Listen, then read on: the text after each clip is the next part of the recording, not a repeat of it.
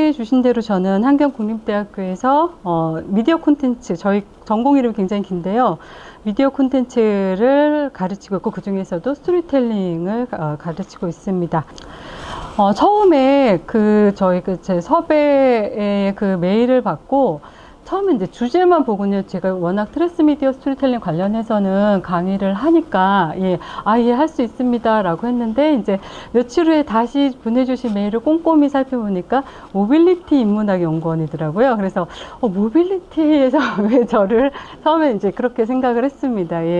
그런데 이제 강의를 준비하면서 저도 모빌리티 담론에 대해서 좀 파고 들어가다 보니까 저 사실 진짜 전기 자동차, 자율주행 자동차 이렇게만 생각을 했었는데 그 담론이 굉장히 폭넓다라는 것을 알게 됐고 굉장히 재밌는 공부를 하고 계시는구나. 그렇다면 당연히 미디어 전환 스토리텔링도 이 담론 안에 포함이 될 수 있겠다라는 생각이 들었습니다. 그래서 제가 이때까지 공부했던 것들을 나누는 좋은 시간을 마련해 주셔서 감사합니다. 트랜스미디어 스토리텔링이라고 하는 개념을 학문적으로 정립한 헨리 젠킨스 MIT 미디어랩의 교수인데요. 헨리 젠킨스가 확산되지 않은 것은 죽은 것이다 라는 이야기를 스프레더블 미디어에서 한 바 있죠. 그래서 이런 어떤 미디어 콘텐츠 스토리텔링, 사실 스토리텔링이라는 말 자체에 남한테 전달한다라는 그 의미가 포함되어 있을 정도로 확산되지 않는 것은 죽은 것이다. 콘텐츠는 스트리밍이 되어야 한다. 라는 것이 이제 저희의 또 기조입니다. 빠르게 조금 지나가면요. 제가 준비한 게 좀 장표가 많아서, 혹시 재벌집 막내 아들 드라마 보셨습니까? 혹시 보신 분 많이 안 보셨는데요. 이게 작년에 최고의 드라마였습니다. 6%에서 시청률이 시작을 해서 마지막에 거의 30% 가까이까지 치솟을 정도로 화제의 드라마였는데, 이게 16부작이었는데 15부까지는 괜찮았거든요. 근데 16부 결말에서 이제 난리가 났습니다. 시청자들이 이거는 말이 안 된다. 왜냐하면 꿈이었다라고 해버렸거든요. 그래서 그러니까 들으신 분은 아시겠지만 이게 이제 순양그룹에서 이 송중기가 처음에는 그 순양그룹에서 온갖 그 머슴살이를 하는 그런 어떤 그 뒷일을 다 처리하는 그런 비서실장으로 나와요. 그런데 그가 이제 우연한 사고로 이제 죽게 됩니다. 그런데 환생을 했는데, 이제 판타지죠. 환생을 했는데, 이 순양그룹 회장의 막내 아들로 태어난 거예요. 환생을 하게 된 거예요. 근데 이 웹소설이 원작인데요. 이 웹소설이 나오는 그 순양그룹이 삼성그룹을 상당히 연상을 시킵니다. 그래서 지난 40년대의 현대를 우리가 지나온 사람들에게는 이거 삼성 이야기인데, 이거 신세계 이야기인데, 이게 너무 굉장히 현대사가 이렇게 압축적으로 해서 흘러가는데요. 그러니까 이 사람이 환생을 했는데 삼성가의 막내 아들로 된 거죠. 그래서 각종 이제 그 후계 구도 안에서 경쟁자를 제거해 가면서 15부작까지 순양그룹의 그 후계자가 퇴장이 되기 위한 스토리가 쭉 전개가 됩니다. 그런데 16부작에서 꿈이었다라고 해버린 거예요. 그 일주일 동안 사고를 당해서 사실 얘가 죽은 게 아니고 그 사고에서 병원에 있을 동안에 꾸었던 꿈이다. 그러면서 이제 자기가 이때까지 그 어떤 그 경영진들의 뒷배를 봐주고 온갖 더러운 것들을 다 청소를 하고 이런 것들에 대한 어떤 참회, 그러면서 이제 경영진을 고발하고 끝나게 됩니다. 그랬더니 이제 시청자들이 난리가 났습니다. 그래서 보시면 정말 재벌집 얘가 전화를 하면서 아버지, 뭐 드시고 싶으세요? 참외였다라는 나레이션이 나오고요. 뭐 드시고 싶으세요? 그러니까 참외 사갈까요? 이러니까 거기서 이제 그러니까 시청자들이 참외집 막내 아들이다. 이건 아니다. 그리고 원래 얘가 국밥집 아들이거든요. 국밥집 첫째 아들로 돌아갔다라고 하면서 거의 분노에 가까운 어떤 반응을 보였습니다. 이럴 줄 알았으면 내가 1화와 16화만 보지 15화까지 왜 봤느냐. 드라마 결말을 보기 전으로 회귀하고 싶다라는 반응도 있었습니다. 방송 관계자들의 반응은 좀 엇갈렸는데요. 시청자 반응에 동조를 해서 너무 용두삼이 결말이다. 세계관이 무너졌다라고 하는 반응도 있었고, 제작진의 선택을 옹호하는 측도 있었습니다. 원작은 너무 판타지였고 내가 최고다 이런 스타일이라면 드라마는 좀 더 현실적이고 좀 더 의미 있는 결말이었다. 그리고 사실 또 TV라는 매체가 그 웹소설은 그 10대, 20대가 많이 보잖아요. 그 매체에 반해서 40, 50대 중장년층이 훨씬 많이 보고 또 훨씬 더 그 피집성이 강조되는 어떤 리얼한 매체임을 감안을 할 때 어쩔 수 없는 선택이었던 것 같다라는 반응도 있었습니다. 그래서 정말 그 끝까지 마무리를 잘했으면 굉장히 좋은 드라마가 될 수 있었는데 마지막에 사실 굉장히 아쉽게 끝나게 됐거든요. 그래서 이 논란이 근데 이게 사실 아시겠지만 그 한두 번이 아닙니다. 예, 이런 결말 리스크도 그렇고 원작 각색 스토리텔링을 할 때 굉장히 반복되는 논란인데요. 이게 뭐가 문제일까라고 고민을 해봤을 때 아까 주제의식을 강화하기 위한 불가피한 선택이었다라는 제작진의 어떤 주장에 대해서 시청자들이 얘기하는 것은 서사 내의 일관성의 문제입니다. 니네가 처음부터 그 이야기를 했으면 모르겠는데 이때까지 순양그룹의 어떤 후계구도에 의한 어떤 성장 서사를 쭉 빌드업을 해놓고서 16화에서 갑자기 막 그 계몽적이고 불합리한 어떤 경영 재벌의 어떤 승계구도 비판 이런 걸로 몰아가면 도대체 갑자기 이렇게 된 이유가 뭐냐? 누가 이것을 납득하겠느냐라는 거고요. 아까 TV 드라마의 시청층이나 매체 환경을 고려했다라는 건 사실 의견 되게 설득적이거든요. 그런데 6%에서 시작해서 15%까지 정말 쭉쭉쭉쭉 성장 그 시청률이 올라갔는데요. 그럼 15부까지 이 계속 유입됐던 이 시청층이랑 16화의 시청층이 다르단 말이냐라는 반론도 있다라는 것이죠. 그래서 시청자와 창작자 사이에 간극이 있는데 이와 관련해서 이웅희 선생님께서는 드라마 제작진들이 회빙안이라는 것은 웹툰 웹소설에서 굉장히 잘 쓰는 회귀 빙의 환생입니다. 그러니까 한번 다시 N회차 인생이라고 하는데 다시 한번 살면 사는 거거든요. 예. 이 독자들을 이해하지 못했다. 대중들은 이미 판타지로 시작했으니까 끝나도 상관없다라는 인식이 있었는데 제작진들이 아니야. 그래도 TV 드라마인데 라고 하면서 다시 현실로 돌아가는 주제의식을 너무 강조한 그런 어떤 서사로 인식을 했다는 거죠. 그러니까 장르물을 소비하는 대중의 경향에 대해서 이해도가 부족했다라고 할 수 있는데요. 그러니까 매체 전환 스토리텔링 하기 위해서는 인식의 전환이 필요합니다. 그 첫 번째가 바로 작품에서 콘텐츠로 인식을 바꿔야 된다라는 것입니다. 많이들 아시겠지만 바르트가 작품에서 텍스트로라는 어떤 선언을 한 이후에 저자의 죽음, 독자의 탄생 이렇게 해서 뭐 수용미학의 어떤 그런 현상과 함께 독자에 따라서 다양한 해석이 가능한 텍스트의 개념이 나왔는데요. 이제는 텍스트에서 콘텐츠로 인식의 전환이 필요하다라는 것입니다. 콘텐츠는 텍스트 플러스 콘텍스트라고도 할 수 있는데요. 예, 사실 콘텐츠가 무엇이냐에 대해서는 저희 문화 콘텐츠 분야에서도 사실 학술적으로 완전히 정립된 건 아닌데 그 중에서 저는 한국외대의 임대근 선생님께서 주장하시는 이 논의가 굉장히 타당성 있다라고 생각을 합니다. 그래서 콘텐츠라고 하는 것은 오징어 게임 OTT 넷플릭스 OTT 시리즈인 오징어 게임은 그 자체로 콘텐츠이면서 또 동시에 그건 다른 매체로 전환이 되고 또 사용자 경험을 통해서 굉장히 확산될 수 있죠. 그래서 이 텍스트를 둘러싼 콘텍스트가 매우 중요한 요소가 되고 여기서 가장 중요한 요소가 바로 유저입니다. 사용자입니다. 미디어 쪽에서는 유저를 이용자라고 많이 번역을 하는데 저는 대학원에서 디지털 스토리텔링을 전공을 했는데요. 게임이나 이쪽에서는 유저라는 표현, 사용자라는 표현을 합니다. 보다 적극적인 주체성을 강조한 말인데요. 독자 관객이 아니라 이제는 사용자의 탄생이라고 하는 것에 주목을 할 필요가 있습니다. 그래서 그 재벌집 막내 아들은 단 작품이 아니라, 그러니까 작가의 의도와 이것이 중요한 작품이 아니라 콘텐츠고 웹소설 재벌집의 독자와 드라마 재벌집의 시청자가 다른 사람이 아니라는 것입니다. 요즘의 사용자들은 매체의 어떤 이 다채널 다매체 시대에 미디어를 넘나들면서 스토리 세계를 향유하고자 하는 사람이기 때문에 이런 콘텐츠와 사용자의 개념에 대한 인식이 먼저 필요하지 않나라는 생각이 듭니다. 그래서 본격적으로 매체 전환 스토리텔링에 대해서 말씀을 드리면요. 매체가 정말 하루가 멀다 하고 새로운 미디어가 나오는 시대죠. OTT만 해도 넷플릭스가 나오는 해도 디즈니 플러스가 나오고 그다음에 토종 그 OTT들도 굉장히 많이 나오고 있습니다.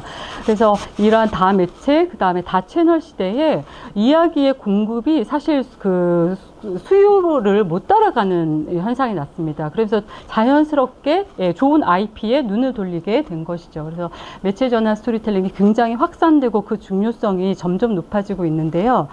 매체 전환 스토리텔링은 전체 두 가지 방식으로 나뉠 수가 있습니다. 하나는 OSMU입니다. 원소스 멀티유즈라고 많이들 알고 계시는데, 사실 제가 MBC에서 방송작가, 그러니까 국문과로 졸업을 하고 MBC에서 방송작가를 한 10년 정도 한 다음에 대학원 좀 늦게 갔거든요.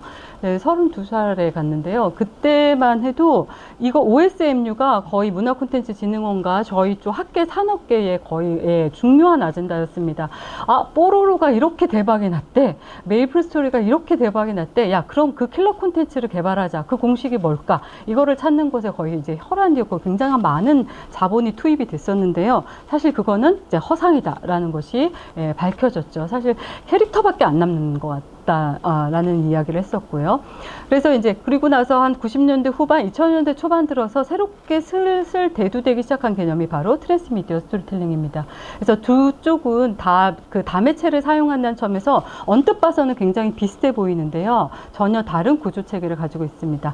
OSMU는 각색이라는 이름으로 선생님께서 이미 굉장히 어렸을 때부터 경험을 하셨고, 그 굉장히 오래된 이 스토리텔링의 방식이라서 이거는 익숙하실 테니까 이 분야, 이쪽을 먼저 좀 설명을 드리도록 하겠습니다. 사례를 먼저 하나 말씀드리는 게 좋을 것 같은데요. 스웨덴의 그 2007년입니다. 2007년에 그 스웨덴의 SVT는 스웨덴의 KBS라는 그 방송국입니다.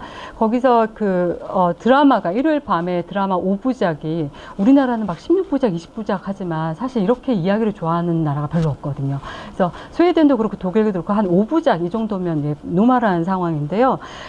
이 드라마가 방송이 됐습니다. 마리카에 관한 진실이라는 거고요. 일요일 밤 9시 50분에 방송이 됐는데 이제 이 1화가 이 여자 마리카와 이 남편이 결혼식을 준비하는 모습에서 시작을 합니다. 그래서 둘이 이렇게 결혼을 준비하는데 여자가 좀 이상해요. 굉장히 히스테릭하고 자기 이미 이제 동거하고 있었어요. 쭉 동거를 하고 있다가 이제 결혼식을 하게 퇴근을 하고 저녁에 결혼식을 하고 피로연을 하고 하는 이제 그런 일정이었는데 이 남자가 퇴근을 하고 자 가자 라고 했더니 여자가 굉장히 막 뭐 이렇게 불안해하고 자기가 약간 비밀의 방 같은 데인데 거기 들어가서 안 나오려고 하고 그래요. 그래서 그냥 이제 결혼을 앞둔 새 신부의 히스테리라고 생각을 하고 이제 결혼식장으로 갑니다. 근데 결혼식장에 되게 히피 같고 막 코에 피어싱을 하고 막 그렇게 생겼어요. 근데 이 친구가 어린 시절, 유년 시절의 친구거든요. 근데 이 친구가 와서 결혼식장 한켠에 마리카를 붙잡고 막 뭔가를 설득을 해요. 그래서 둘이 막 언쟁을 하다가 저 여자가 밀쳐요. 그 마리카를. 그래서 마리카에 그 코피가 나고 그 코피가 웨딩드레스에 묻은 채로 결혼식이 진행이 됩니다. 뭔가 이제 불길한 징조가 있는 거죠. 그런 다음 이제 피로연이 끝나고 잠이 들었는데 호텔에서 새벽 3시에 남편이 잠을 깼거든요. 그런데 없어요. 신부가 없어요. 예. 그래서 어디 갔지? 화장실 갔나? 찾아봤더니 짐이 다 사라졌어요. 그러니까 첫날 밤에 제 신부가 사라진 거예요. 당연히 전화를 했죠. 얘 어디 갔지? 하면서 전화를 했더니 화장실에도 없고요. 그래서 전화를 했더니 그런 번호가 존재하지 않는데요. 예. 말이 안 되는 상황인 거예요. 지금 몇 년째를 동거하고 어제 결혼식을 정말 우리 이제 평생을 함께 하자라고 결혼식을 하고 첫날 밤을 치르고 잠이 들었는데 폰이 없어진 거예요. 근데 그냥 단순한 외출도 가출도 아니고 폰이 없어졌어요. 폰이 그런 번호가 존재하지 않는데요. 그래서 어디 갔지 하면서 주차장에 갔더니 주차장에 주차했던 차도 없어요. 그래서 경찰에 당연히 신고를 하죠. 그래서 아침에 되고 나서 경찰이 본격적으로 수사를 하는데 경찰이 당연히 첫 번째로 물어보는 게 주민등록번호나 이런 걸 물어보겠죠. 소셜 넘버를 물어보니까 그쪽에서 당연히 얘기를 하니까 그런 사람은 존재하지 않는다라는 거예요. 그러니까 이 마리카라고 하는 게 지금 몇 년째 같이 살았고 했던 사람이 스웨덴이라는 시스템 안에 존재하지 않는 사람으로 나오는 거예요. 그래서 또 이 남자 이상한 사람 아니야? 그런데 완전 미칠 노릇인 거죠. 이게 무슨 소리야?라고 하면서 일단 막 자기 혼자 경찰에서 일단 할 수 있는 만큼은 수사를 하는데 유일한 전자적 흔적이 그 호텔 외곽 순환도로가 하나 있었는데요. 새벽 3시에 그녀의 빨간 자동차가 찍혔습니다. 근데 조수석이나 운전석에 누가 타고 있는지는 보이지가 않았고, 그것 말고는 모든 흔적이 사라졌습니다. 이메일이며, 우리가 흔히 생활 반응이라고 하죠. 그런 그게 다, 스웨덴이라는 사회에 존재하지 않는 사람이 된 겁니다. 그래서 이 남자가 상당히 그 어떤 대기업을 다니고 있고 어머니는 정부의 고위 관계자예요. 그래서 막 경찰에서도 동행하는데 며칠째 수사하고 진척이 없으니까 포기를 합니다. 그래서 얘가 그날 있었던 일이 좀 의심스러워서 이 친구를 찾아가요. 예, 이 친구를 찾아갔더니 이 친구가 음모론을 이야기를 하는데 마리카는 죽었거나 아니면 죽음을 피하기 위해 도망쳤다라고 얘기를 합니다. 그리고 왜 그러하냐면 스웨덴에서 이런 마리카의 어머니가 정신병력이 있었어요. 그래서 그런 어떤 잠재적인 어떤 사회 부적응자들을 모두 어떤 사회 위험 요인으로 간주하고 스웨덴에서 요람에서 무덤까지라는 세계 최고의 복지국가라는 허상을 유지하기 위해서 이런 노숙자라든가 이런 사람들을 은밀히 제거해 왔다라는 거예요. 그러면서 이때까지 1966년 이후로 이렇게 의문의 실종을 당한 사람이 2만 명이 넘는데, 그리고 우리로 치면 유명한 미제 사건들을 이야기를 하면서 그게 다 사실 정부의 짓이다. 아니면 그 정부의 그 제거를 피하기 위해서 이 사람들을 디 아더스라고 하는 그 새로운 비밀 사회로 도피하는 단체가 있는데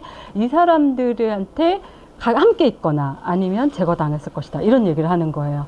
말이 안 되죠. 예, 그래서 이 남편은 뭔 소리야 하면서 나와요. 안 그래도 막 들어갔는데 막 판타지 게임 막 있고 막 이런 애가 막 누가 봐도 덕후 같고 이러니까 안 믿겼는데 말도 안 되는 소리가 나옵니다. 그리고 자기 혼자 백방으로 차는데 열흘 정도 했는데도 전혀 진척이 없고 계속 악몽을 꾸고 꿈에서 나타난 마리카는 남편한테 계속 날 도와달라고 소리를 치고 점쟁이를 찾아갔더니 점쟁이는 이미 죽었다 그러고 이렇게 사방팔방 모여드는 압박 속에서 결국 1화의 마지막에 이 남자가 이제 여자를 다시 찾아갑니다. 얘를 믿을 때가 이제 얘밖에 없는 거예요. 그래 알겠어, 나 네 말을 믿을게, 날 좀 도와줘 라고 하면서 둘이 이 여자의 원룸을 나와가지고 차를 타는 것으로 1화가 끝납니다. 예.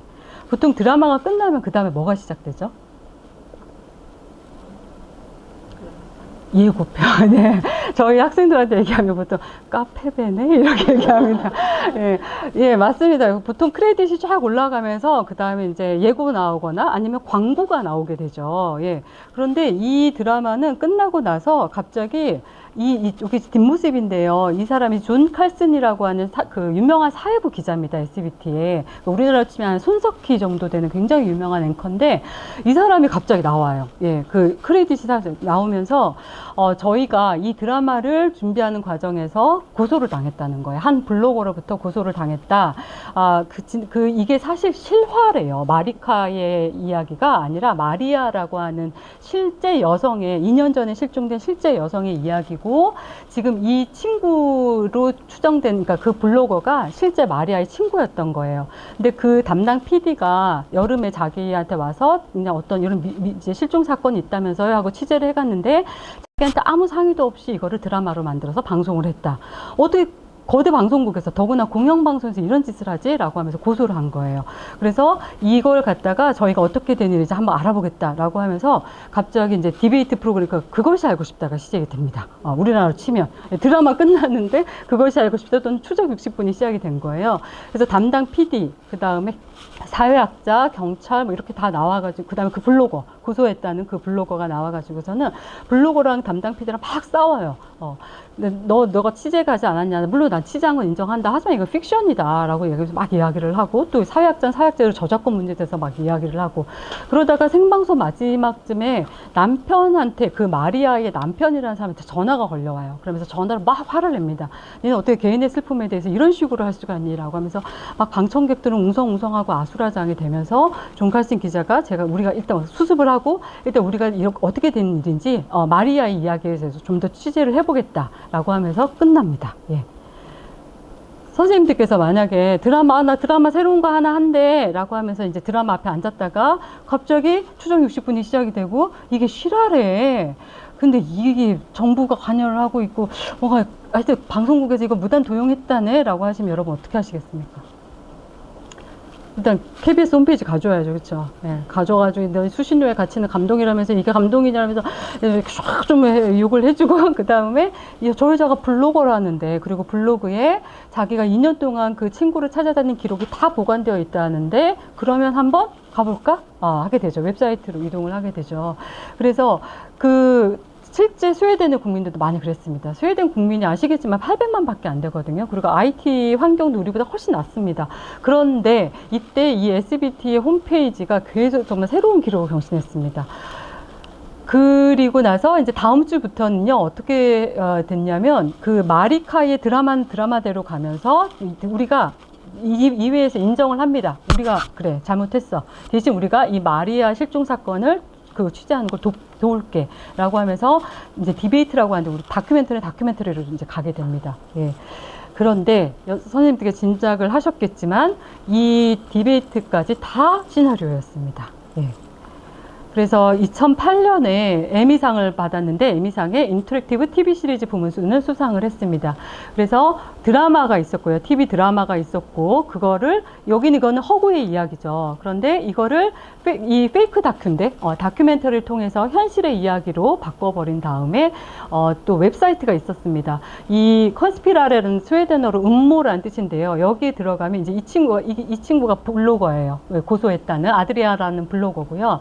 내 친구가 키가 몇이고 언제 실종이 됐고 그러면서 쫙 했습니다. 사실 이게 제가 그 석사 논문으로 이제 인풋이라고 하는 세계 공영방송 페스티벌이 서울에서 있었어요.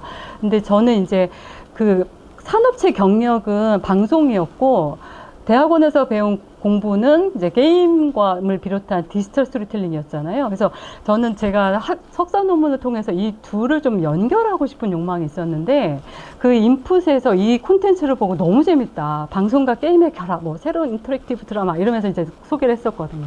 그래서 제가 이거를 쓰려고 이제 홈페이지에 들어갔더니 다시 보기를 제공을 안 하더라고요. 그래가지고 그 PD한테 연락을 했어요. 나는 진짜 연구용으로만 쓰겠다.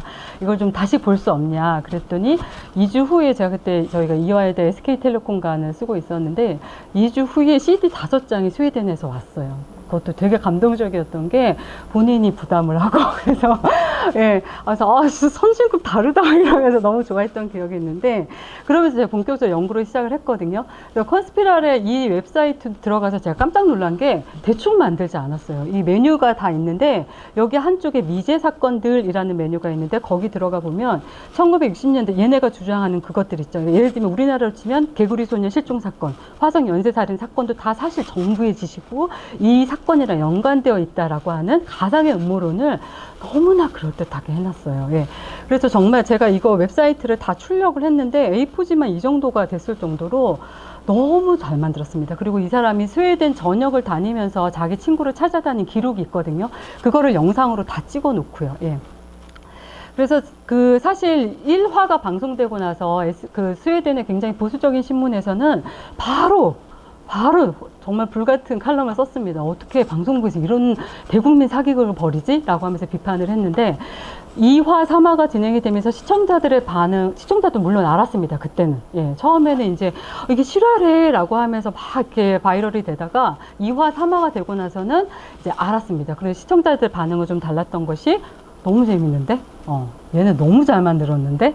니네가 이렇게 잘 만들었어? 그럼 내가 놀아주지. 예, 라는 그런 반응이었습니다.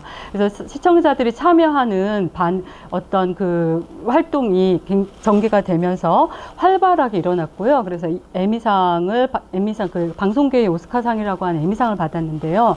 여기서 보시면 시청자들의 어떤 그 참여가 어떻게 결론과 플롯에 관여할 수 있는지, 그리고 모바일폰이라고 하는 것이 어떻게 어떤 그 현실과 허구의 경계에서 트와일라이트 존으로 사용될 수 있는지를 잘 보여주었다라는 것이 이제 선정의 변이었습니다. 그래서 요 위에는 픽션인데요. 그러니까 마리카의 이야기가 전개가 되고 그 허구화된 리얼리티라고 했죠. 마리아의 이야기가 전개가 됐습니다. 그래서 보시면 저는 이걸 환유적 서사 구조라고 풀었는데요. 게임도 그러하거든요. 게임을 해보신 분은 아시겠지만 처음에 들어가면 저에게 캐릭터와 공간이 주어지는데 제가 갈 수 있는 공간이 굉장히 한정적입니다. 그런데 그게 다가 아니에요. 나머지 공간은 반투명으로 보여집니다. 그리고 자물쇠로 잠겨져 있죠. 제가 여기서 뭔가 미션 퀘스트를 완수해야만 그쪽으로 넘어갈 수 있는 구조거든요. 그러니까 구멍이 있기는 있는 건 알겠는데 제가 이거를 채워 넣어야 하는 거예요. 그래서 그 드라마를 보다 보면 이거는 뭔가 구멍이 뽕뽕뽕 뚫려 있고 그거를 사용자들이 직접 채워 넣어야 하는 그런 서사 구조를 가지고 있었습니다. 그래서 그 시청자들은 그 인터뷰에서 허구와 현실의 경계에서 맛본 최고의 경험이었다라는 이야기를 했는데, 처음에 이제 여기에 아드리아나의 주장에 동조를 해서 그 블로그를 보다 보면, 아까 제가 왜 디아더스로 돕는 어떤 NGO 단체가 있다고 했잖아요. 그 단체 중에 하나가 오도 서펜티스라는 단체였습니다. 그리고 그게 링크가 걸려 있었어요, 저 웹사이트에. 근데 그거를 클릭을 하게 되면 너가 누군지 우리는 믿을 수가 없어서 미션을 수행하라고 했는데, 그 첫 번째 미션이 이런 바둑판 같은 이 매트릭스를 붙이고 너가 우리한테 뭔가 메시지를 보내라, 휴대폰으로 우리에게 메시지를 보내라는 것이었거든요. 그래서 이게 스웨덴 전역에서 이제 막 전봇대에도 붙어 있고 콘서트 현장에서도 날리고 이런 식으로, 예전에 혹시 여기 선영아 사랑해라고 하는 광고 아시죠? 예, 그런 것처럼 바이럴 효과를 노린 건데요. 그런 식으로 이런 활동이 처음에 전개가 됐습니다. 근데 이 매트릭스도 거기서 끝난 것이 아니라, 이게 드라마가 4부, 5부가 되면서 점점 이야기가 깊숙이 전개가 되고, 그 디아더스라고 하는 비밀 사회에 받치고 정부의 그 어떤 이제까지 추악한 어떤 행위들이 드러나면서 이 마지막에는 온라인 게임이랑도 연결이 됐거든요. 그래서 이 온라인 게임 안에서 이 시청자들이 모여들어서 뭔가 퀘스트를 수행을 해야 되는데, 이 매트릭스가 사실 암호였어요. 예, 그래서 이 폴리비우스타 뭐 암호라고 하는데, 이거를 풀면 모두를 위해 우리를 보이다, 당신들을 위해 우리를 보여야 하는가 71124라는 뜻이었습니다. 2007년 11월 24일이 드라마 마지막 회 방송 날이었는데, 그때 우리가 나타날게, 그때 마리아가 올 거야 라는 그런 뜻이었습니다. 그래서 마지막 날 SBT 방송국에 이 디아더스 회원들이 다 횃불을 들고 모였는데요. 사실은 다 시청자였죠. 예. 이제까지 이 마리카에 관한 진실이라는 스토리에 공감을 하고 자발적으로 미션을 수행해서 멤버가 되고, 그 멤버들이 다 모여들어서 마리아의 귀환을 기다리고, 마리아가 나중에 나타납니다. 그래서 남편이랑 얼싸안고 엉엉 울면서 호소문을 읽는데요. 그 호소문에 제가 좀 의미가 있었던 게, 진실을 보는 유일한 방법은 그 안에서 사는 것이다. 진실이란 우리가 읽는 것이 아니라 그것을 살아가는 것이다. 이제까지 어떤 매체가 읽는 방식이었다면, 영화도 읽어내는 게 목표였다면, 지금은 시청자들이 단순히 수동적으로 어떤 그 스토리를 소비하는 것이 아니라 직접 스토리 세계 안으로 들어가서 참여하고, 이 메시지가 그거였거든요. 감히 누가 누구를 뭐 이를테면 어떤 문제가 있다는 이유, 디아더스라고 타자화할 수 있느냐, 이런 메시지였거든요. 그거를 직접 참여해서 그 메시지를 읽어냈다라는, 살아냈다라는 것이죠. 이런 방식이 하나 있고요. 지금 보시면 이거는 한 달, 5주간에 걸쳐서 동시다발적으로 전개가 됐는데, 이런 방식뿐만 아니라 또 다른 유형이 있습니다. 선생님들이 너무나 잘 아시는 마블 시네마틱 유니버스인데요. 그 토르, 캡틴 아메리카, 예, 이런 아이언맨, 이런 애들 나오는 거예요. 예. 이게 보시면 여기는 워낙 콘텐츠 하나하나가 완성도 있고 대형 콘텐츠들이라서 동시다발적으로 전개하지 않습니다. 그럴 필요도 없고요. 그래서 시간차를 두고 띄엄띄엄 느리게 진행되는 방식도 있는데요. 예, 이런 방식은 비동기식 방식이라고 합니다. 예, 그래서 마블 같은 경우에는 원래 코믹스에서 시작을 했는데, 그것이 영화화되면서 헐크라던가 아이언맨이라든가 토르라든가 각자 자기의 솔로 무비를 전개를 하다가 어벤져스에서 한번 모이고, 또 다시 또 이 솔로 무비의 어떤 시퀄을 전개를 하다가 어벤져스 2에서 또 모이고 하는 식으로 영화 안에서도 확산이 되면서, 또 영화와 영화 사이에 어떤 그 빈칸들을 단편 영화가 또 메워주고, 이를테면 영화에서 뉴멕시코로 가는 길 뭐 이런 게 있거든요. 근데 가는 길에 대해서 영화는 안 나오는데, 그 가는 길에서 일어났던 일에 대해서 단편 영화, 마블 원샷이라고 합니다. 단편 영화에서 이야기를 한다거나, 아니면 뭐 TV 시리즈에서 쉴드라는 조직이 너무 우리는 일반 명사 됐잖아요. 야, 쉴드 치고 있네 막 이러잖아요. 예. 그 쉴드라는 조직이 너무 인기를 끌면서 TV 시리즈에서는 쉴드만 가지고 또 별도로, 예, 이야기가 전개가 되기도 했습니다.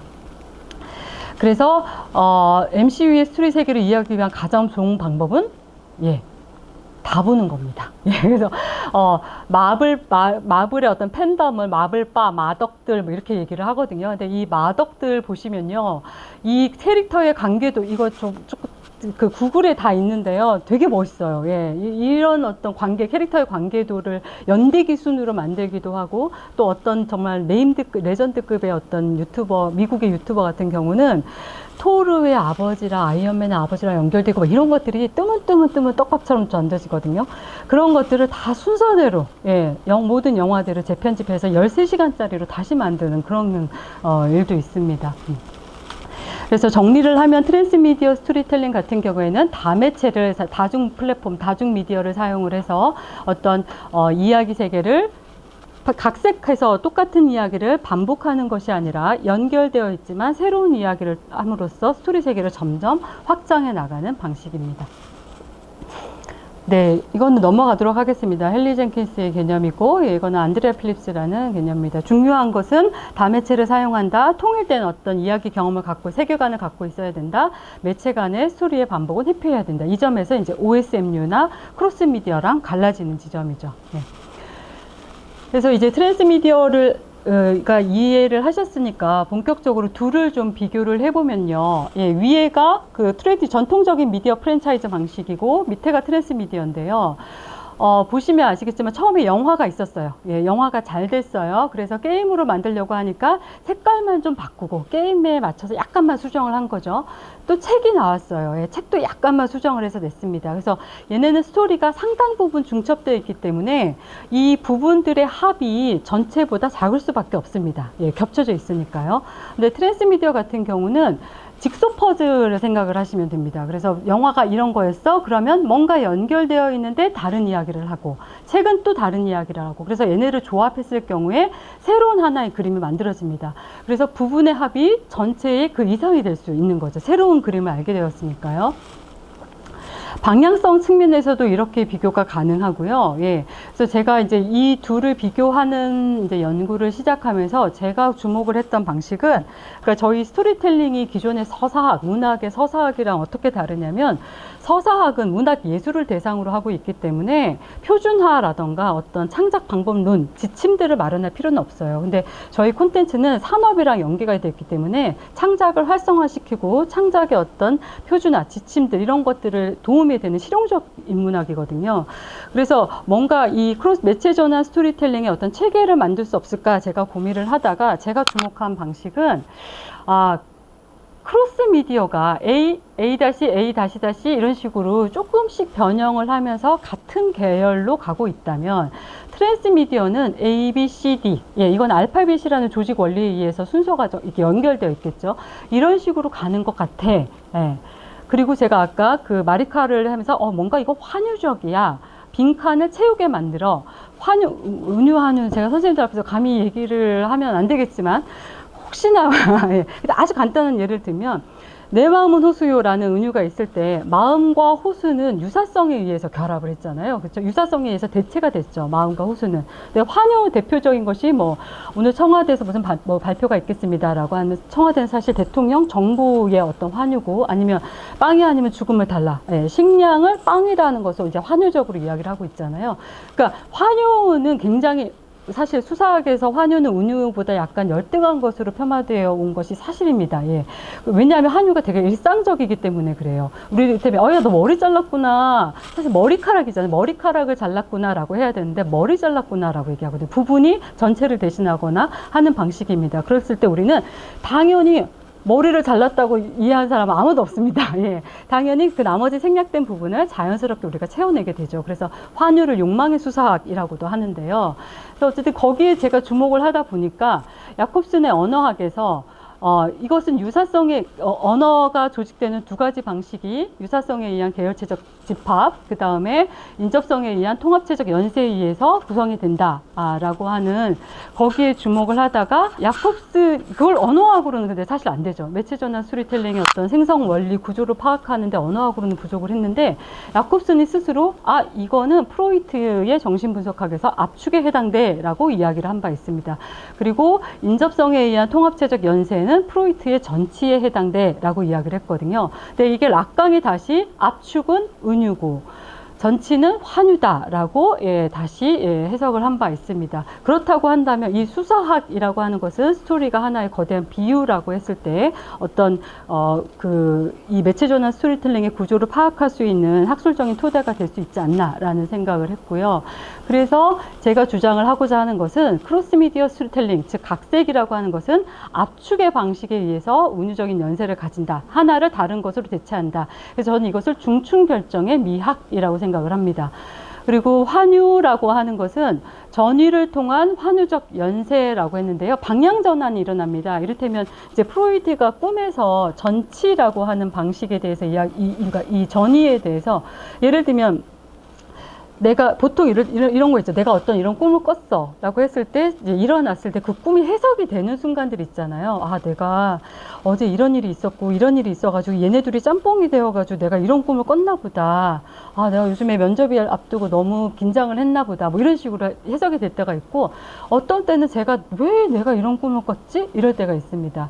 프로이트가 예를 드는 것이 그건데요. 어떤 어린아이가 꿈을 꿨어요. 프로이트의 그 꿈의 기조는 모든 꿈은 소원 성취의 꿈이다라는 것이잖아요. 근데 그 어린아이의 꿈은 사촌들이 놀러 와서 언덕에 언니 오빠들이랑 같이 언덕에 올라가서 막 놀다가 이 사촌들이 나비가 되어서 날아가는 꿈을 꿨다라고 했어요.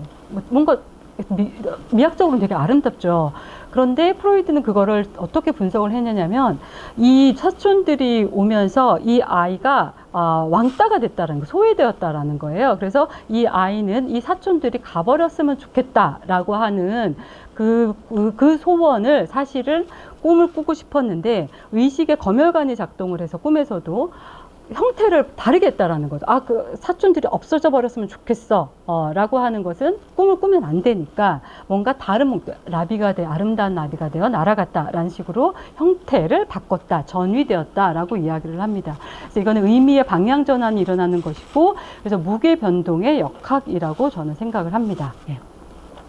그래서 하나하나 이제 좀 보시면요. 크로스 미디어 스토리텔링의 이제 창작자와 그 팬덤에 대해서 알아볼 텐데요.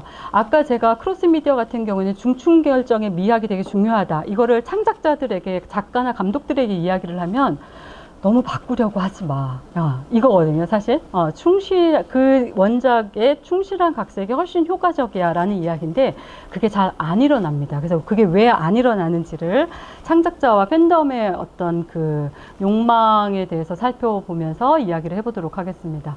이 그림은요, 제가 정말 열심히 찾은 그림인데 예전에 봤던 그림이 있어서 그 서영희 한복 디자이너 선생님이 파리에서 전시를 하셨는데 우리나라 이제 한복에 이게 그냥 보시면 더 아름답거든요. 예. 그 겹침과 비침이라고 하는 거, 제가 이게 약간 중춘결정의 미학을 너무나 여실히 잘 보여주는 게 아닌가라는 생각이 들어서 이미지로 한번 가져와 봤습니다. 각색은요, 사실 그 연구도 덜 되었고요. 오리지널 스토리텔링에 비해서 연구도 덜 되었고, 창작자들 자신도 약간 좀 폄하된 것이 사실입니다. 왜냐하면 창작이라는 것은 오리지널리티가 너무 중요하지 라고 한 거기 때문에 각색 작가들도 그렇고 난 언젠가 내 작품 쓸 거야 이렇게 생각을 하고, 또 연구도 그래서 일반 작품에 비해서 많이 진행이 되지 않았습니다. 근데 이게 각색이 그런데 그렇게 만만히 볼 것이 아닌 게 굉장히 어렵습니다. 각색 작가들은 정말 엄청난 딜레마와 고통에 시달리게 되는데요. 그 지라르의 욕망의 삼각형으로 굉장히 잘 설명이 됩니다. 예, 이건 다 아실 테니까 넘어갈게요. 그래서 각색 작가는 내적 매개, 그러니까 중개자가 가까운 거죠. 원작자를 통해서 이 대상, 좋은 스토리, 이 원작의 스토리를 욕망을 할 수밖에 없는데 짝패가 되기 싫은 겁니다. 이 원작자의 짝패가 되기는 싫어. 그래서 이 짝패의 위기 속에서 순수 창작에 대한 열망이 있고 하니까 짝패의 위기에서 이제 내 이야기를 하고 싶다 라는 열망에 시달리게 되고요. 이때 희생양으로 내세우는 것이 바로 매체가 달라졌으니까 라는 겁니다. 매체가 달라졌으니까 달라져야죠. 아까 재벌집 막내 아들의 감독과 작가들도 아마 그랬을 겁니다. TV 드라마잖아요. 누가 이거 판타지를 이해를 하겠어. 웹소설에서는 그 순양그룹의 회장이 되는 것으로 끝나거든요. 웹소설의 결말은. 이걸 이해하겠어? 이렇게 하면서 이제 TV 드라마의 시청층에 맞춰서 바꿔야 돼 라고 하면서 스토리 세계의 변형을 시도한다라는 것이죠. 이게 굉장히 많은 각색 과정에서 일어나는 일입니다. 그런데 이게 왜 실패를 하느냐? 리메이크나 각색이 사실 요즘에 굉장한 인기가 있긴 하지만 성공률이 의외로 낮습니다. 예. 요즘에 웹툰, 웹소설이 저희 콘텐츠 쪽에서는 정말 시나리오의 원천기지, 예. 막 보고, 막 이러면서 정말 그 어떤 보물단지로 취급을 받고 있거든요. 그런데 작년 한 해 10편 정도 웹툰, 웹소설의 어떤 드라마가 개봉이 됐는데 2편밖에 사실 성공 못했습니다. 재벌집 막내 아들이랑 사내 맞선. 예. 그럼 왜 망하느냐? 그래서 리메이크나 각색 같은 경우에는 잘하면 양날의 검이라는 얘기를 합니다. 그리고 이 원작 팬덤을 만족시킬 수 있으면 그것은 성공이다라는 이야기들이 이제 창작 현장에 있는데요. 이 원작 팬덤들이 제가 보니까 강박적입니다. 예, 그러니까 이게 뭐 임상적으로 병리적으로 강박적이라는 거, 강박적 주체라는 거죠. 마음의 구조, 의식의 구조가 그렇다라는 것이죠. 그래서 이 사람들은 이게 참 재밌었던 게 크로스 미디어와 트랜스 미디어가 운유와 환유로 대조가 된다면 팬덤의 반응도 약간 대조가 된 것이 강박증과 히스테리를 프로이트는 굉장히 대조적으로 보고 있거든요. 그래서 이거는 이렇게 정신병리학적인 문제가 아니라 그냥 우리 모두가 조금씩 갖고 있는 신경증이야 라고 이야기를 하면서 그 안에서 강박증과 히스테리를 비교를 하는데요. 강박증은 불가능한 욕망을 욕망하는 사람들이라고 했는데 어느 순간 강렬한 만족에 도달한 적이 한번 있는 사람들입니다. 예. 그래서 이거에 대해서 집착을 하고, 예. 하지만 그것은 이미 상실됐거나 금기시된 거죠. 그러면서 강박증 현상에 영향을 미친 그 어머니라고 하는 그 존재와의 이자 관계 속에서 영원히 머물고 싶어 하는 사람들입니다. 그게 너무 좋아요. 그래서 이 원작의 골수 팬들은 원작의 스토리 세계에 대해서 강박적으로 집착을 하는데 이 사람들이 매체 전환을 보는 이유도 바로 서강대에서 이 논문이 나왔거든요. 왜 보십니까? 라고 했더니 첫 번째가 원작이랑 얼마나 달라졌는지 보기 위해서가 30몇 프로 가장 많았습니다. 그러니까 이 골수 팬들은 의무의 감옥에 gat혀서 이 어머니를 위해서 골수 팬들에게는 원작 또는 원작자가 거의 이렇게 숭배되고 있거든요. 예, 그런 그의 요구에 순응을 하면서 어떠한 부역도 마다하지 않는. 그래서 골수 팬들 보시면 사실 이렇게 전문가에 가깝게 예, 그 스토리 세계에 완전 그걸 정말 공고하게 가지고 있는데요.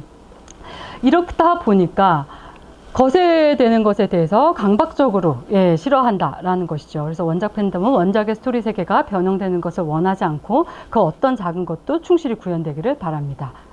그런데 이렇게 하지 않았다가 이제 약간 실패 사례가 된 케이스가 치즈 인 더 트랩이라고 하는 드라마입니다. 여기가 원래 웹툰이 굉장히 유명한 웹툰이었어요. 왜 웹툰이 유명했냐면 로맨스와 스릴러라고 하는 전혀 어울릴 것 같지 않은 이 두 장르를 혼종시킨 장르로 되게 유명했어요. 그래서 굉장히 팬덤이 공고하게 형성이 되어 있었던 상황에서 이것을 드라마화한다라고 했는데 드라마 제작 단계에서 캐스팅의 물망이 오를 때마다 난리가 났습니다. 예. 그래서 이 팬덤이 이제 팔짱 끼고 보는 거죠. 그 배우가 맞는다, 안 맞는다 해서 계속 문망에 올렸던 사람들이 다 이제 되고, 결국은 김고은이 맡았는데요. 김고은도 처음에 욕을 엄청 먹었습니다. 예, 원작의 주인공 홍설은 고양이상인데, 예, 강아지상인 얘가 말이 되냐, 이러면서 거기서부터 하나하나 다 간섭을 하기 시작한 거죠. 예, 근데 박혜진이라고 하는 이 배우에 대해서는 되게 호의적이었습니다. 그래서 이제 처음부터 말이 많았어요. 그래서 그 제작진은 그런데 이런 어떤 논란을 약간 노이즈 마케팅화해서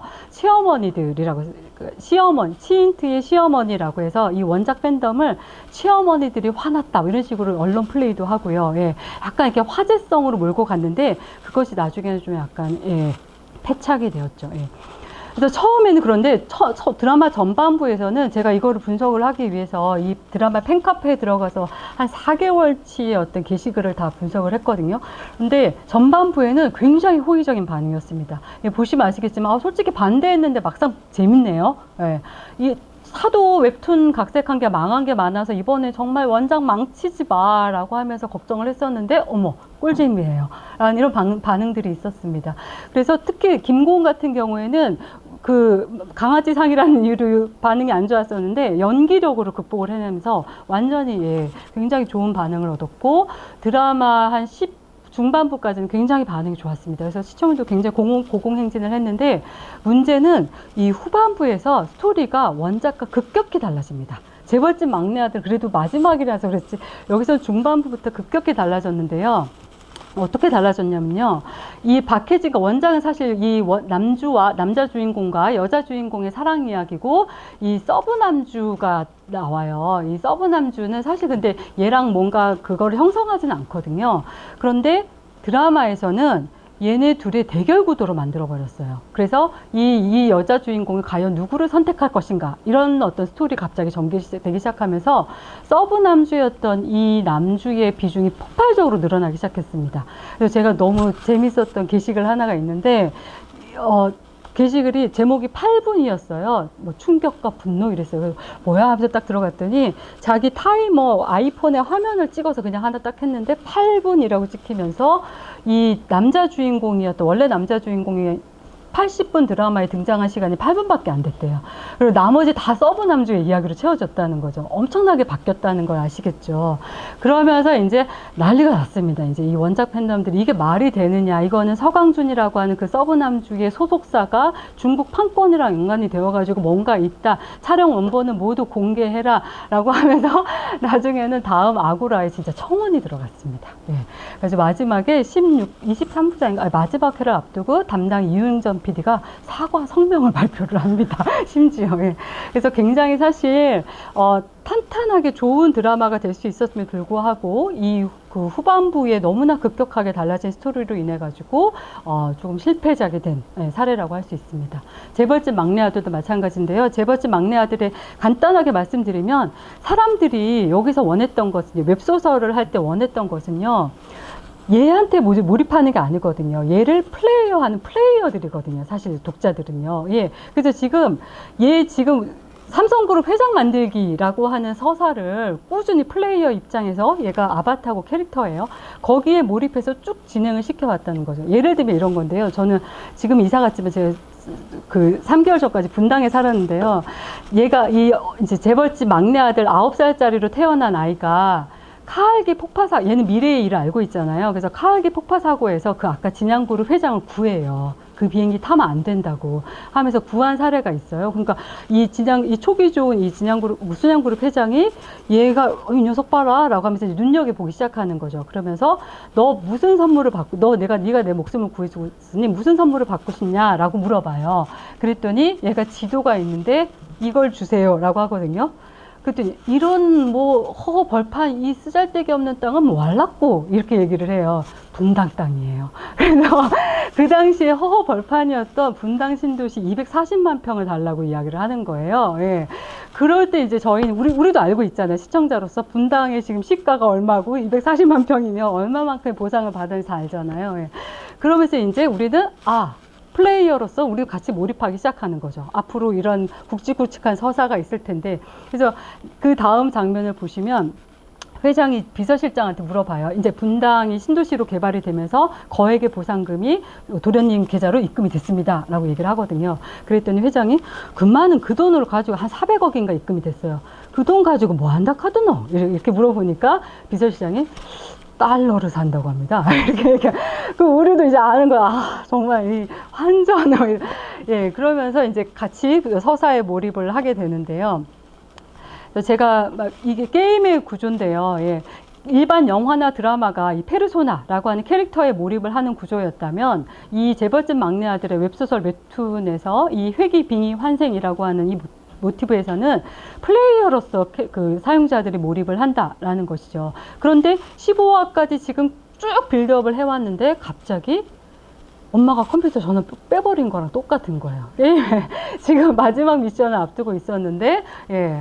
갑자기 로그아웃이 된 거죠. 그러니까 그저께 분노할 수밖에 없었다라는 것입니다. 성공한 사례도 있는데요. 미생 같은 경우에는 웹툰이 정말 성공을 했습니다. 다음에 어떤 걸 일으켰다라고 할 정도로 웹툰 정말 윤태호 작가의 초창기 작품이죠. 예. 그런데 이 웹툰이 너무 성공을 하면서 모든 공중파 PD들이 다 판권을 사기 위해 갔습니다. 그런데 다 리젝되고요. 이 TVN PD, 장태효 PD라고 해서, 사실 TVN 소속 PD라기보다는 뿌리 깊은 나무라고 하는, 굉장히 유명한 PD인데요. 그 PD가 오케이를 받았습니다. 판권을 사는데 성공을 했습니다. 그 조건이 러브라인을 넣지 않겠다였습니다. 예. 이 장그레라고 하는 주인공과 함께 5명의 이제 인턴들이 등장을 하는데, 이 안영미라고 하는 인턴이랑 사실 누가 봐도 러브라인을 만들기 너무 좋은 환경이에요. 원작 스토리를 보면. 그리고 아시면 아시겠지만 TV 드라마는 40, 50대 여성 시청자들이 많다라는 거죠. 그런데 이렇게 러브라인도 하나 없는 회사 생활을 보겠어? 예, 당연히 그런 우려를 하죠. 근데 윤태호 작가가 그거는 원작의 이야기가 아니야 라고 하면서 러브라인을 넣겠다고 하는 안 팔았습니다. 그래서 KBS, MBC 다 예, 그게 됐는데 결국 장태호 PD가 그 원작을 존중을 했고 결국 TVN이라고 하는 장르에서 40, 50대 남성 시청자들이 TV에 앉는 예, 본방을 기다리는 그런 어떤 국민적인 신드롬을 만들어냈죠. 예, 그 다음에 조금 빠르게 가겠습니다. 트랜스미디어 스토리텔링입니다. 트랜스미디어 스토리텔링의 어떤 창작자와 팬덤에 대해서 알아볼 텐데요. 트랜스미디어에는 아까와 달리 외적 매개입니다. 그래서, 그러니까 원작이 멀리 있는 거죠. 반복하면 안 되니까. 그래서 모방 동력을 유지하는 것이 이제 관건이 되는데요. 작가 입장에서는 이 모방 동력을 유지하는 것이 쉽지가 않습니다. 더구나 아까 마리카에 관한 진실이라던가 그 이후에도 2010년 초반 때까지 마리카에 관한 진실 정말 전 세계적으로 화제가 됐거든요. 그래서 비슷한 콘텐츠가 많이 나왔습니다. 독일에서 알파 0.7이라는 것도 나왔고, 그 다음에 CFG라고 해서 컨스피러시 포 미드의 유명 감독이 나와서 영국, 핀란드, 덴마크 4개국이 참여한 어떤 그런 콘텐츠도 나왔고요. 그 콘텐츠 같은 경우 제가 이렇게 처음에 넣었다가 뺐는데 시간이 없어서 영국 템즈 강가에서 주말마다 그 시청자들이 막 참여해서 막 잡으러 다니고 플래시몹이 일어나고 막 굉장히 흥미로운 게 일어났고, 그거는 특히나 또 의미가 있었던 게 그 소셜 비네피트 스토리텔링이라고 해서 공익적인 스토리텔링, 실제적으로 어떤 그 잠비아에 그 책이 없는 그런 스토리를 가지고 있었거든요. 근데 실제 잠비아에 책을 보내주기 위한 대규모 기금이 마련되는 어떤 현실의 직접적인 변화가 일어나는 굉장히 흥미로운 콘텐츠였습니다. 근데 제가 최근에 지금 다음 달 정도에 책이 나올 건데요. 제가 혼자 쓴 책은 아니고 공저인데, 제가 요즘에 이제 사실 제가 트랜스미디어 스토리텔링 석박사 논문을 다 이걸로 쓰고 굉장히 많이 특강을 했었거든요. 그러면 특히 마리카나 이런 거 얘기하면 이제 영화 감독님들 대상으로 하고 너무 재밌다. 이제 작가님들도 대상 실제로 같이 작업도 한 적도 있어요. 근데 감독님들도 이거 CJ 가보세요. 이거 들고 서 교수님 CJ 가보세요. 이게 돈이 필요한 거니까 글로 가보세요 하면서 이게 실제적으로 제작은 안 되는 거예요. 그런데 우리나라뿐만 아니라 2000년대 후반 이후에 이거를 잇는 어떤 마리카나 CFG나 이것을 잇는 후속작에 대한 그런 화제가 없었습니다. 그러니까 광고나 마케팅에서는 작게 일어나긴 했는데 뭔가 본격적인 트랜스미디어 작품은 안 나왔거든요. 그래서 전 사실 요즘에 제가 한 10년 됐는데 이거 연구를 시작한 지 약간 회의론이 있어요. 왜 그러지? 물론 마블 같은 대형 비동기식, 동시다발적으로 일어나지 않는 그 작품은 계속 될 거예요. 그거는 계속 될 겁니다. 하지만 이렇게 동시다발적으로 하는 이게 왜 안 될까? 이거는 그냥 실험실의 예술이었나? 그런 생각이 드는 거죠. 그런데 마리로 라이언이라고 하는 이제 디지털 서사학자인데 이 선생님도 이런 걸 쓰셨더라고요. 트랜스미디어. 근데 2015년이에요. 벌써 꽤 됐어요, 이것도. 그러니까 인더스트리 버즈워드, 업계의 한때 유행어인가 아니면 새로운 서사 실험인가 라는 어떤 그런 트랜스미디어 스토리텔링이 워낙 이렇게 절정의 인기를 구가하면서 다들 장밋빛으로 보고 있는데 약간 조금 냉철해지자 하는 그런 논문을 쓰기도 했습니다. 그래서 저희의 입장은 마리카처럼 사실 이렇게 그 스토리가 연결되어서 다음 매체가 마치 페이지를 넘어가는 방식은 사실 이제는 쉽지가 않습니다. 왜냐하면 현실의 시청자들을 움직이기 위해서 페이크 다큐나 이런 것들을 쓰는데요. 그리고 현실의 이야기가 아니다라고 하면 그렇게 또 움직이지도 않습니다. 근데 이 현실의 이야기, 페이크 어떤 스토리텔링을 써서 현실의 시청자들을 움직인다? 어렵습니다. 왜 어렵냐면 제가 요즘에 왜 안 나오냐, 저희 이제 가설 중에 하나인데 2007년에 스마트폰이 나오고 나서부터 이게 굉장히 어려워지기 시작했습니다. 무슨 얘기냐? 스마트폰, 그다음에 모든 사람들이 다 미디어의 생산 도구와 유통 도구를 가지고 있죠. 그리고 또 하나는 그 SNS. 그래서 이런 어떤 페이크 스토리텔링 굉장히 어려워진 환경이 되었다라는 것이죠. 그런데 이런 기술 환경적인 문제를 차치하고라도 사실 이거는 매우 많은 수고가 들어가는 작업입니다. 매체를 넘나든다라는 것은. 그래서 저는 아즈마 히로키가 옳았다고 생각을 하는데요. 히로키가 이런 얘기를 했습니다. 그 게임적 리얼리즘의 탄생이라고 해서 세계관이랑 캐릭터만 남게 될 것이다 라는 얘기인데, 저는 이 방식이 맞다고 봅니다. 조금 느슨한 방식인 거죠.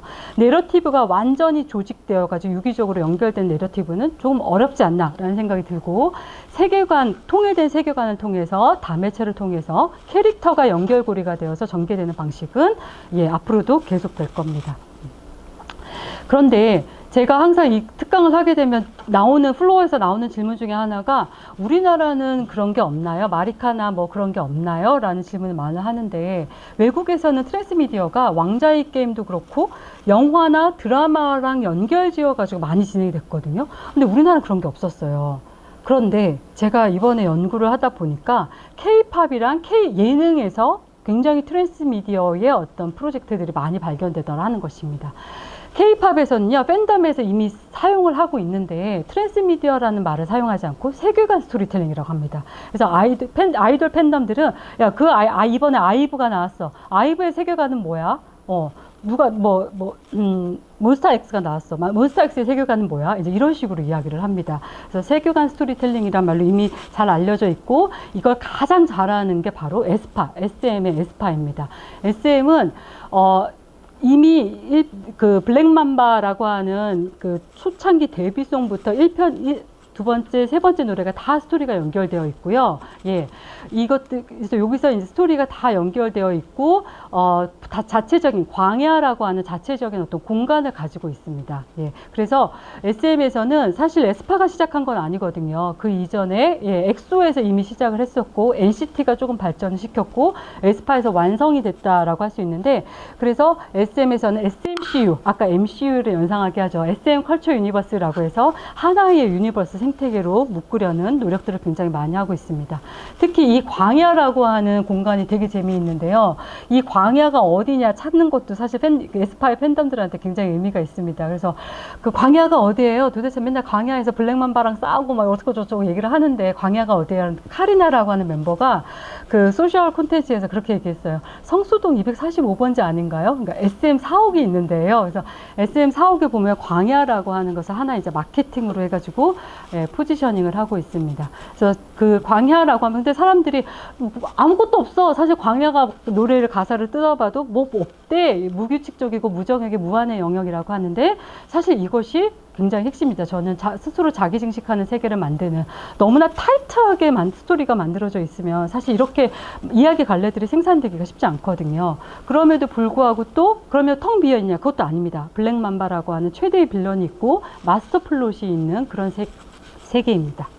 예능에서는 나영석이라고 하는 PD가 너무 잘하고 있습니다. 나영석 유니버스라는 말이 있을 정도로 굉장히 잘하고 있는데요. 그 나영석 PD, 제가 구글에서 찾은 되게 재밌는 건데요.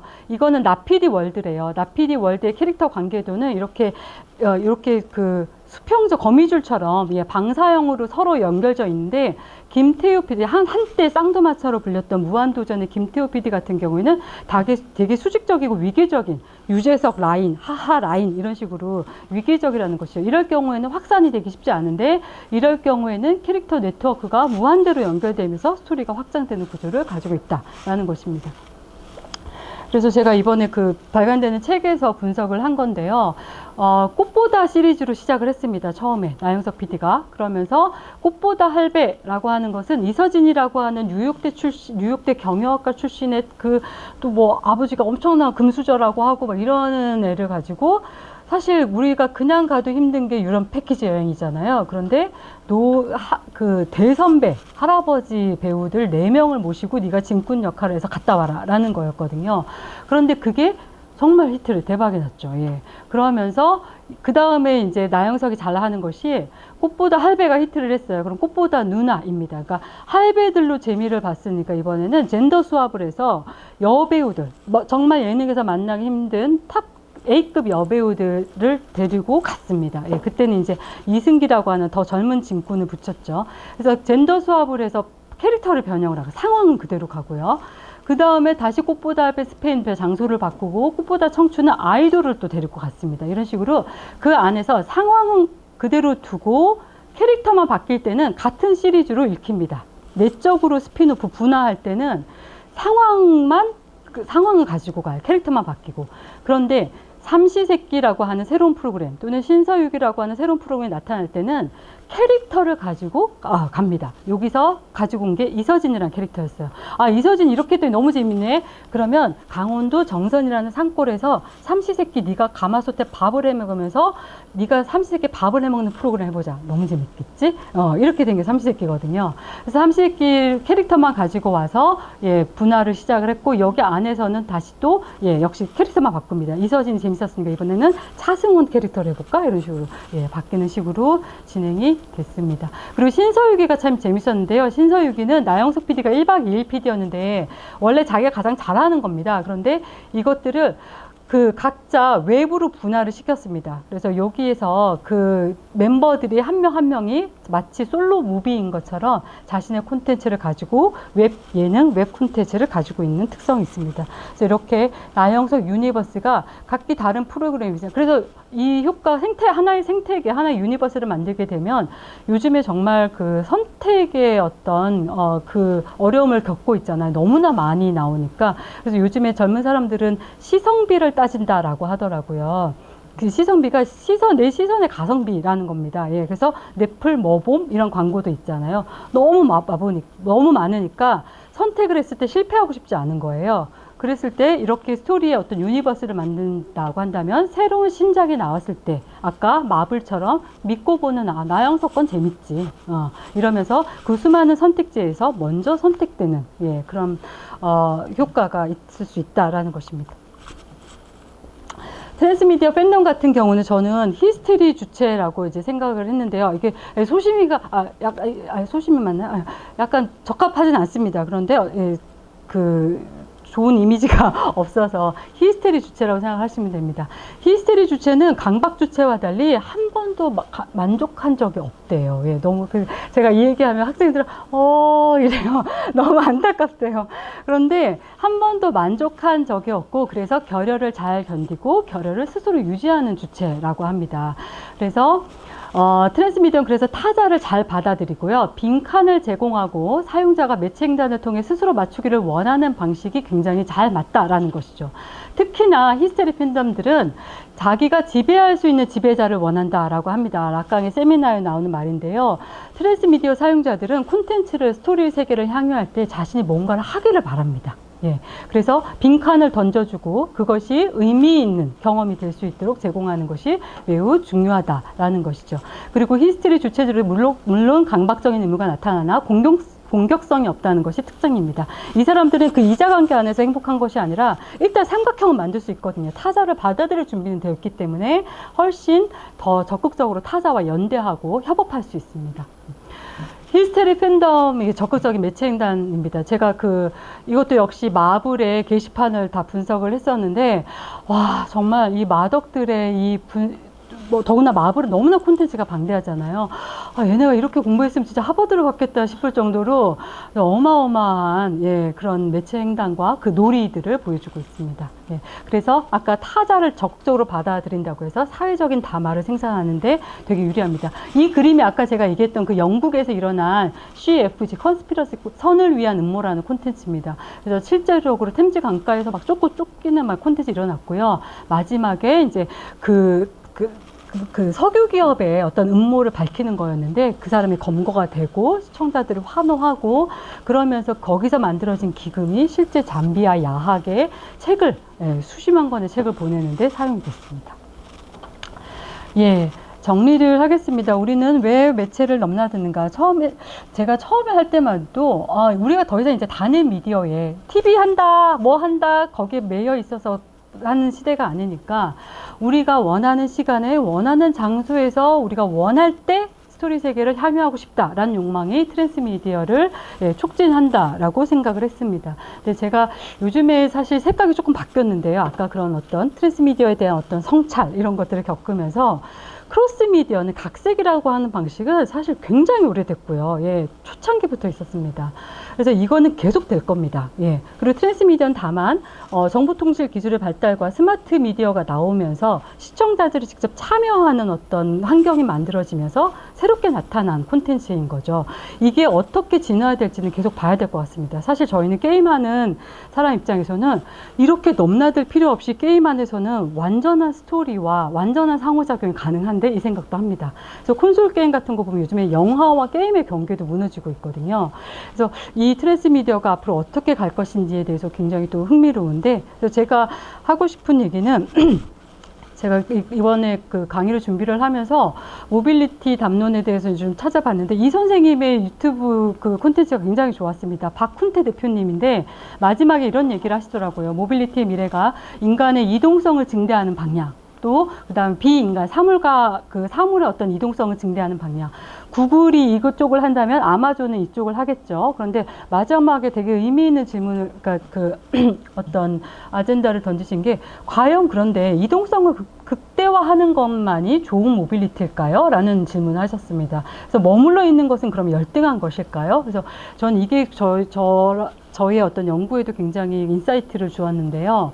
움직이지 않는 것은 열등한, 결코 그렇지 않다라는 것입니다. 크로스 미디어 스토리텔링은 그 안에서, 그러니까 스타게 방식이죠. 계속 쌓아가면서 그 스토리 세계를 영속적으로 그 안에서 계속 향유하는 어떤 즐거움이라면, 트랜스미디어는 뭔가 매체를 횡단하고 스토리 세계를 점점 새로운 이야기를 찾아나가는 확장적인, 그러니까 플로우의 방식, 이쪽이 스타게 방식이면 이쪽이 플로우의 방식으로 어떤 다른 모빌리티의 다른 양상을 보여주고 있는 것이 아닌가라는 생각을 하면서 이 매체 전환 스토리텔링의 실험도 앞으로 계속되지 않을까라는 생각을 합니다.